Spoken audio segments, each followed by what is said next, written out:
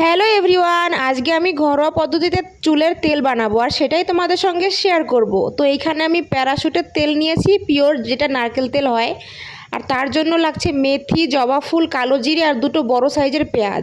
আর লাগছে aloe vera gel, নিম পাতা আর কারি পাতা, যেগুলো আমি গাছ থেকে ছিঁড়ে নিয়ে এসেছি। এই দেখো গাইজ, আমি কড়াই বসিয়ে দিয়েছি। এখন আমি এই নারকেল তেলটা সম্পূর্ণ ঢেলে দেবো। আর হ্যাঁ, আমি না ওই মেথিটা আর কালো জিরেটা একটুখানি মিক্সচারে গ্রেট করে নিয়েছি। তোমরা এরকম করে গ্রেট করে নেবে। তো এই দেখো গাইজ, আমি জেলটা বের করে নিয়েছি। তেলটা গরম হয়ে গেছে। এখন আমি সব উপকরণগুলো দিয়ে দেবো। এখানে আছে জবা ফুল, পেঁয়াজ আর অ্যালোভেরা জেল। সব উপকরণগুলোই দিয়ে দেবো। এই দেখো আমি সব দিয়ে দিয়েছি। এগুলো এখন জাল দেবো অনেকক্ষণ, যতক্ষণ না একটু পোড়া পোড়া হয়ে যাচ্ছে উপরের ইনগ্রেডিয়েন্টসগুলো।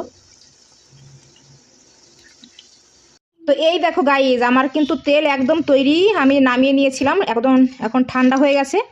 চলো এটাকে ছাঁকনি দিয়ে ছেঁকে নিই।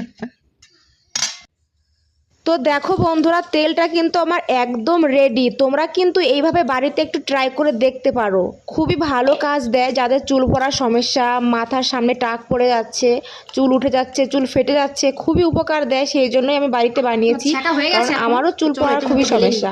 তো এই বটলটা দেখতে পাচ্ছ, এটা কিন্তু আদিবাসী হেয়ার অয়েল ছিল, যেটা আমি মেখে একদম শেষ করে ফেলেছি। আর এখন আমি নিজেই বানালাম বাড়িতে। তো বন্ধুরা, ভিডিওটা কেমন লাগলো অবশ্যই একটু কমেন্ট করে জানিও। আর ভালো লাগলেও জানিও, খারাপ লাগলেও জানিও। কিন্তু এভাবে তেল বানিয়ে মাথায় নিতে পারো। মাথার গোড়ার মানে চুলের গোড়া শক্ত হয়, চুল ভালো হয়। যাদের চুল পড়ার সমস্যা, আমার তো খুবই চুল পড়ার সমস্যা, তো এইটা আমার 6 মাসের বেশি চলে যাবে। চলো টাটা। কেমন লাগলো ভিডিওটা অবশ্যই কমেন্ট করে জানিও।